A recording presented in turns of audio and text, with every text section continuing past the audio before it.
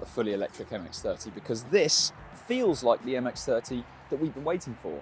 It still is a Mazda MX-30 and it still has a battery, but it also has a small engine and a fuel tank. So you can see this interior looks really special, doesn't it? And it is brilliant in basically every area. Even the simple things like the driving position are absolutely spot on. There's loads of adjustment in the steering wheel and in the driver's seat. It's also very easy to keep everything in this driver display always visible, no matter where you want to have your wheel or the seat. And this infotainment system is one of the best around, largely because you have a rotary dial controller down here, which means that using it on the move is very simple, very easy, and certainly loads better than a pure touchscreen only infotainment system. It's far less distracting to use this. You also get Apple CarPlay and Android Auto as standard, although it is only wired and not wireless. But the best thing about this interior is just the look and the feel. It's like an architect's office in here. There's a really plush mix of really nice materials all over the place. You've got recycled bottles for some of the door cards. You've got cork down here, and this is from the offcuts of wine stoppers. You've got repurposed denim as well, and it just all feels really nice. Yes, there are some cheaper bits lower down, but they're hard to find really. And everything is really high quality. But while the front is fantastic, there are some problems in the rear. And then when you are back here, it is really not very spacious at all. See, in my driving position and sat behind myself, I don't have much room at all. So headroom, legroom, it does feel very cramped. So not only is the space very limited, but it feels really cramped back here because there's not much light coming through these tiny windows, and you can't open these at all either.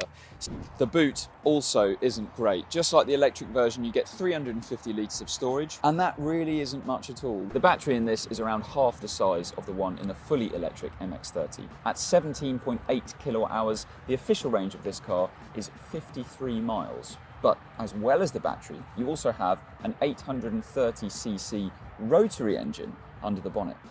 This is a rather curious thing with spinning rotors in place of pistons, making it smaller, smoother and lighter than most other engines. Mazda once put rotaries in sports cars, in which they sacrificed fuel economy for performance, and it championed this tech for 60 years before retiring it in 2012. But it's back, with a very different remit from before, because the engine in this MX-30 never powers the wheels. It actually acts as a generator to top up the battery. Because the fully electric version of the MX-30 is really, really good to drive. This car is as well. The ride is firmer than something like an ID3, but it's still very comfortable overall, really settled whether you're in town or on the motorway, and it soaks up bumps in the road impressively as well. And this is also good to drive, with well-judged steering, which is light, but still accurate. Perhaps though the most impressive thing about the MX-30 on the road is the overall refinement though, because it is impressively quiet in here, whether that's in town or on the motorway. And to be honest, it's a good job that the refinement is as good as it is, because while this is a very luxurious car to drive, it is not quick and it is not particularly exciting. So we mentioned that it is more powerful than the fully electric MX-30. It has 167 brake horsepower. The 0 to 62 miles an hour time of this car is 0.6 seconds quicker than the fully electric version, but at 9.1 seconds, this is still pretty pedestrian in terms of other electric car and plug-in hybrid acceleration that you can get from rivals.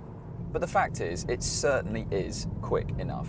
And wouldn't you rather have a very comfortable ride and impressive refinement rather than a pointless 0 to 60 miles an hour time? Even though it might not be amazing in terms of practicality when it comes to rear seat space and boot space, inside, up front, it is brilliant.